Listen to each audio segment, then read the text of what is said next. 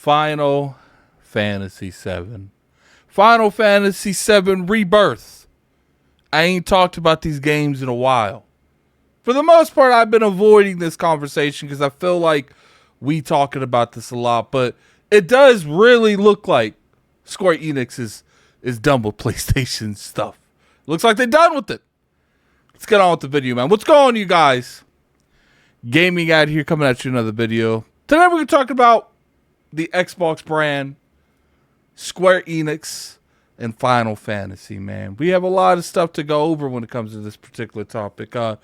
Final Fantasy's not been on Xbox for the most part. Now, we did see a giant dump of the Pixel collection that happened at the Tokyo Game Show. There's been a lot of movement when it comes to Final Fantasy, but the modern Final Fantasies, for the most part, those have been entirely skipped on the Xbox platform. And keep in mind, it's not just the Xbox platform. PC don't get this stuff day and date. Switch doesn't get it. It's not just Xbox. But when it comes down to it, man, there's been so many rumors that goes around saying we're finally going to get these games not only coming to the platform eventually, day and date as well. For those of you who don't know about when it comes to the Square Enix company and, you know, Xbox in general, they've kind of had like a very rocky, you know, relationship. I will say that in certain terms, it is kind of weird that, you know, a few years ago, I remember it was like a, you know, a TGS or maybe the XO, maybe 2018 or something. I can't remember exactly. It was like the year before last that they had the last XO, where it may have been at Gamescom, I don't know, where they came out on stage and they announced every Final Fantasy coming to Game Pass. And it was in Game Pass for a long time. You know, they slowly put them into Game Pass, and they were in Game Pass for a significant amount of time, and then they moved on from that point, and then they slowly started pulling them out. And then I feel like right there, I was under the impression that the Xbox brand and Microsoft and Square Enix were on good terms, and we never had to really worry about Square Enix missing stuff. You know, for instance, I really like the brand Kingdom Hearts, Final Fantasy, Dragon Quest. You know, we got Dragon Quest. You know, I don't think it's 11. I think it's 10. But you guys get whatever the last Dragon Quest is. Put it in the comment section below. But we're getting these huge amounts of Square Enix games in Game Pass. And sometimes when they come out on the Xbox platform, you get them day and date. You usually have to pay for them if you don't have a subscription service on other platforms. So for the longest time, I thought we were good. Now, I understand Final Fantasy Remake and Rebirth, and I would call the third one Reunion. That's just me. I don't know how you guys feel about that. You know, comment about that in the comment section below.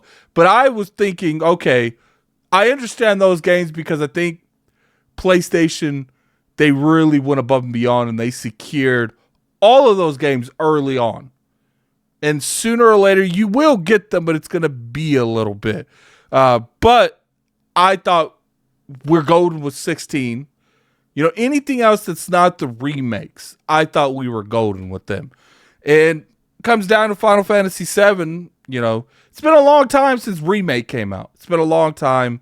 You know, Rebirth is out now. They did say that they were going to be pretty much all hands on deck when it comes to making the third one. They want to finish that Final Fantasy VII, you know, trilogy. They want to finish that. So I'm like, okay, what's going on when it comes to stuff like that? Exactly what is Square Enix's future? Now, Square Enix have really been vocal about the sales expectations in terms of their titles. Now, we have been looking at Square Enix for a significant amount of time, and I think if you guys have even remotely watched content regarding Square Enix, they are famous for over expecting on anything that they do. I remember they expected like 10 million when it came to, you know, the Tomb Raider franchise. This was one of those games. I can't remember which one. I remember Final Fantasy, you know, 15, they wanted like 10 million just to hit their expectations. Now, I understand some of these games, they take a ridiculous amount of time to make them. And I think that's, you know, what's going on in this particular situation. But what's interesting is some of the statements that's been going on with Square Enix and the Final Fantasy brand. Because I think even up to this point, even though we pretty sure Final Fantasy 7 Remake and Rebirth, and like I said, Reunion, in my case, I would like for it to be Reunion. I understand they made the Crisis Core Reunion, but I don't know. But even though we're pretty confident these games are coming to the Xbox platform and PC day and date with their counterparts going into the future, most likely when it comes to Final Fantasy, the 7, it looks like it's going everywhere but Xbox. I wouldn't be surprised if it goes to the Switch too, but not Xbox.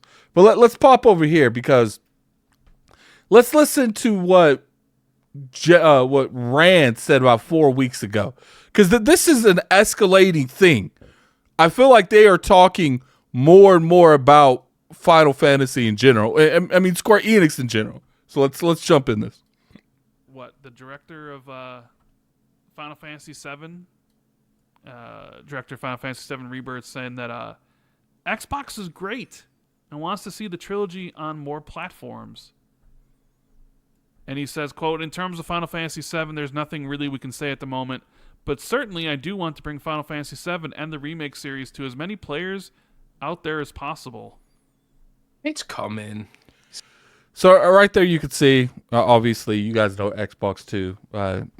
Go check this out. It is a relatively older episode. So it comes to this, it's like, look, in my personal opinion, and what we're going to get to here in a second, because there is an article that was taken off of recently, a statement from an individual over there at Square Enix. To me, these games are coming.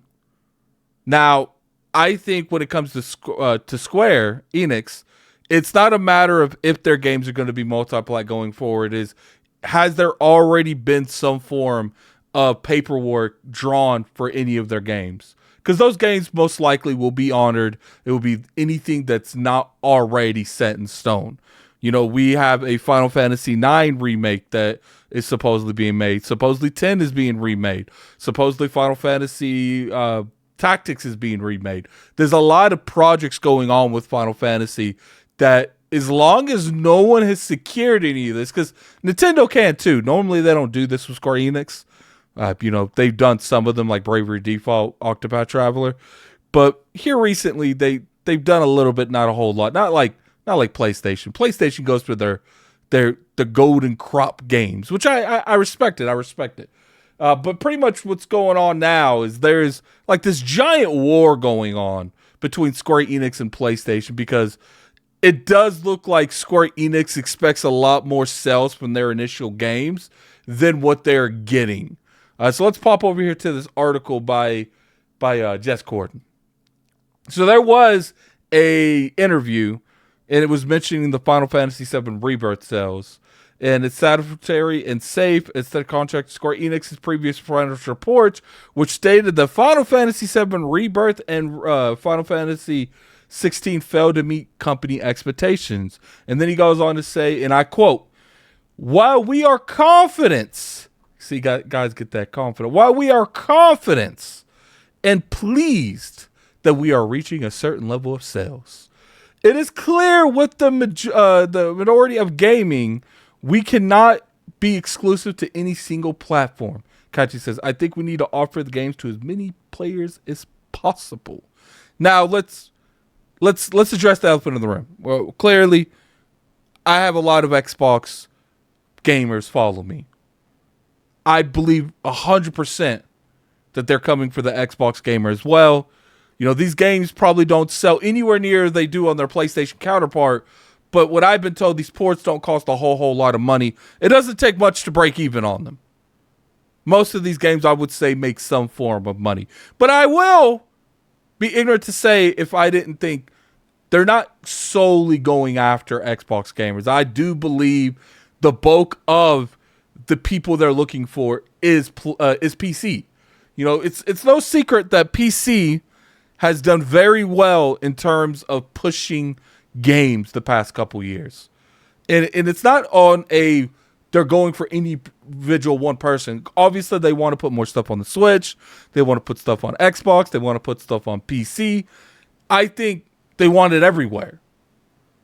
Xbox isn't notoriously, they don't sell JRPGs to a huge degree, but I don't think that they're wasting money putting it on the Xbox brand. I do think there's enough people to make money on it, just maybe not as much from like a PC or PlayStation counterpart. So that's why I think you're going to see a lot more pushing when it comes to something like this. I don't think this is changing anytime soon. The whole slate. There's been multiple articles. The whole Square Enix slate going everywhere. You know, they've been very vocal the past few months that we can't just be on PlayStation. We got to be as many places as possible. And I think you're going to start seeing that drastically with their future games. Now, obviously, it could definitely be issues. There's no denying that there could definitely be issues with a lot of things going into the future. At the end of the day, there is a lot more variables when you develop multi-platforms. Now, for a company like Square Enix, it's probably not nearly as bad as like a small indie company. You know, you need more manpower, more money, more time if you want to make a game simultaneously release on multiple platforms. And a company like Square Enix shouldn't have no real issues with doing that. I'm sure that they'll have a small team doing the other platforms. Here's the thing, guys. I've always been very vocal in terms of, you know, Xbox in particular when it comes to JRPGs, because that's what I love. You know, right now I'm playing Fantasia, Neo Dimension. I do plan on reviewing that game. I don't know if I'm going to put it on here or you know, my other channel, but I love it. I love JRPGs. I grew up with them. I love Western RPGs. I love just about any genre in gaming besides maybe fighters, racing games, and sports games. I did like Most Wanted. That 360 Most Wanted game. What you guys know about that? What you guys? I think his last name was Razor. I don't know. Put in the comment section below. Was the last Blacklist member Razor? I might have to go back and play that game. I think they remade it, but it wasn't as good as the original. But anyway, that's it for the video, man. I think we're getting that Final Fantasy. It's probably going to equal when the whole trilogy comes out. I think we'll see 16 relatively in the next 6 months to a year, and then we're going to start slowly seeing these games come out. Maybe the next couple from PlayStation and already secured. I don't know what's going on with Kingdom Hearts. If PlayStation's already jacked that one. But we're going to see in the future. But anyway, put in the comment section below what you guys feel about this. I'm very curious for your guys' opinion on this. If you guys enjoyed this video, hit that like button, man. Sub to the channel. We make weekly content over here. Trying to stay away and talk a little bit more about the games in particular. But obviously, if there is certain things going on the console side, I'm going to talk about it. But anyway, put in the comment section below what you guys feel about that. And until next time, this is Gaming Addict. I'm out of here. Peace. Most of the time I don't replay games, but if enough time goes by, I'll replay Final Fantasy Remake and Rebirth, especially if we're able to get that game before the third one comes out. I'll play the third one on Xbox.